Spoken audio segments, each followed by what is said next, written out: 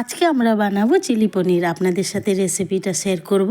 তো hi friends, আমি আবারও চলে এলাম আমার রান্নাঘরে। এই যে টমেটো, ক্যাপসিকাম, পেঁয়াজ, লঙ্কা আর পনির কেটে রেখেছি, এসব সবজি কেটে রেখেছি, পনির বানাবো।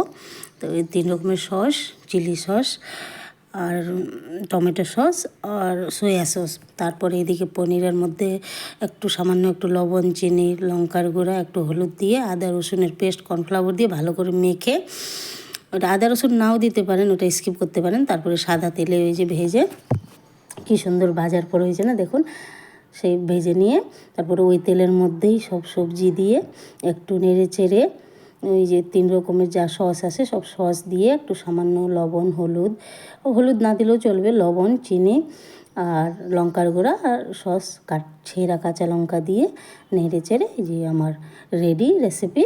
তো কেমন হয়েছে আপনারা জানাবেন আজকে চিলি পনির। টাটা বন্ধুরা, থ্যাংক ইউ।